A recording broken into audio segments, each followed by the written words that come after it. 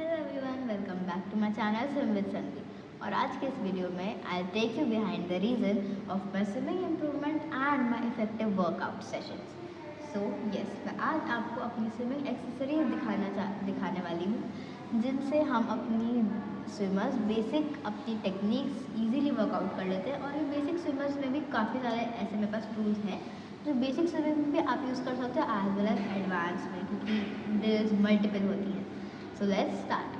First up, I have my most favorite ones, kickboard. This is also a basic swimming tool और इससे basically आप आगे रख के सिर्फ पैर मूवमेंट करते हैं, हाथ में नहीं, जिससे आप बिना हाथ के इक्वेशन के पैर के मूवमेंट को you can work out and improve. When I use kickboard, I just try to make smaller kicks but effective ones. वो एक पुश देता है which is truly important for working out. इससे बॉडी का बैलेंस मेंटेन करते हुए breathing आप कर सकते हो साइड में अगर आप करना चाहो, बॉडी का बैलेंस मेंटेन करते हुए बिना हाथ चलाए आप पैर पे अगर वर्कआउट करना चाह रहे हो।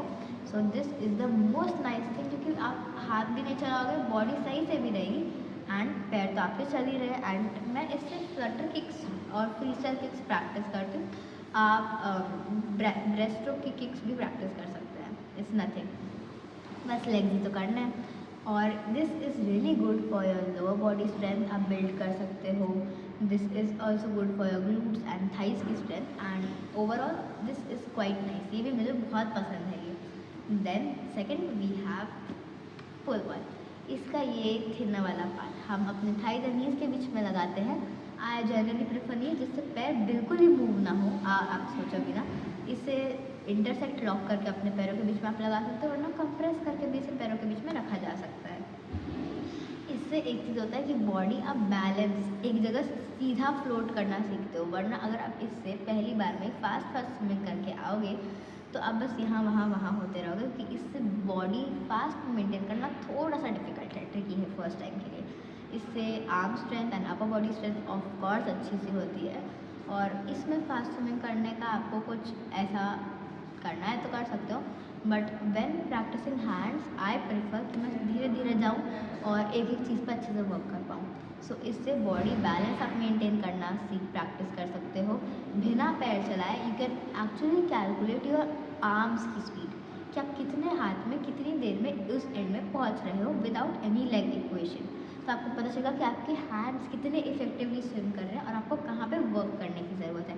So that's why it's really good for your upper body strength, arm की प्रैक्टिस। और इससे आप अलग अलग स्ट्रोक्स भी प्रैक्टिस कर सकते हो।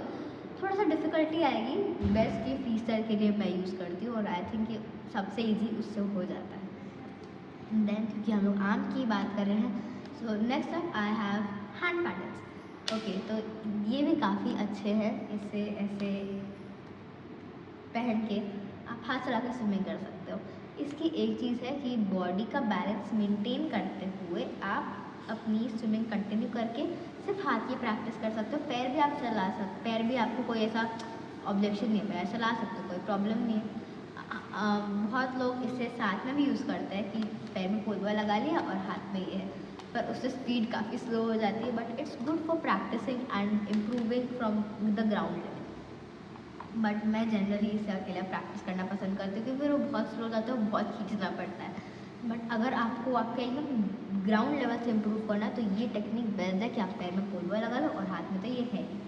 This is a nice tool जिससे आप अपना बॉडी बैलेंस मेंटेन करते हुए हाथ की प्रैक्टिस कर सकते हो। Cause this increases the water resistance.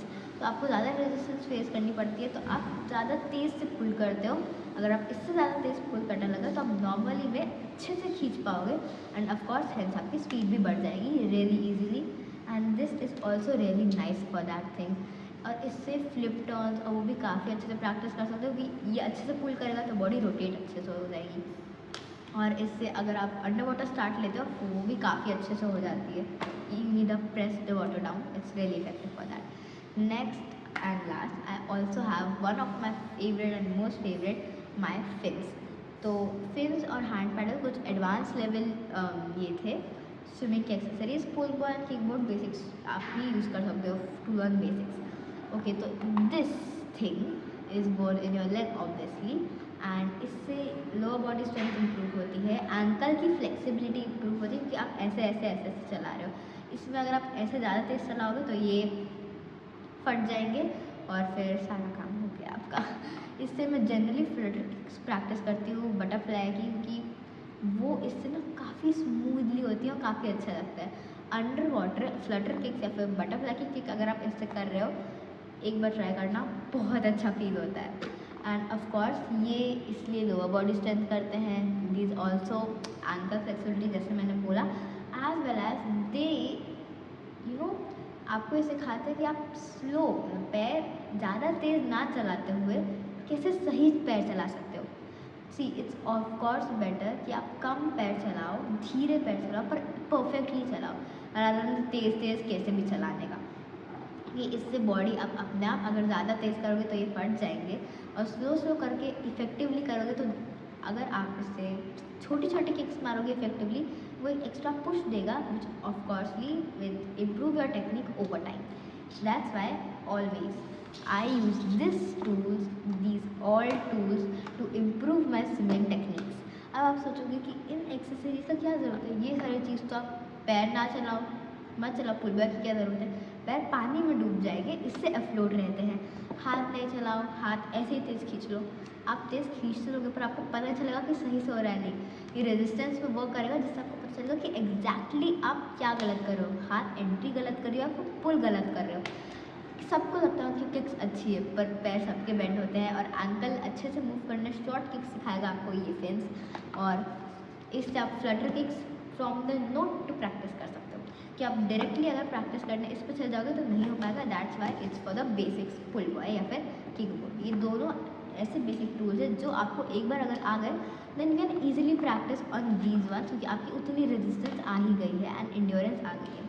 These all tools or accessories are used to build endurance and stamina, which really helps in your swims.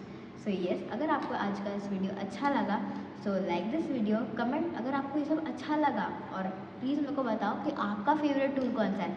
जैसे कि मेरा ये फिल्म्स और किकबोर्ड, आपका कौन सा है, फिल्म्स, किकबोर्ड, पुल बॉय या hand paddle? Do tell me in the comments section. Share this video with your friends and subscribe to my channel Swim with Sanvi. This is Swim with Sanvi signing off, learning each stroke at a time. Bye and thanks for watching.